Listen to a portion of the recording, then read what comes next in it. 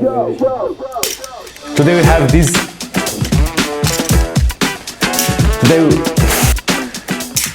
Today we have the unboxing for this LED taillights for BMW X5 G5, the upgrade to 2024 LCI design.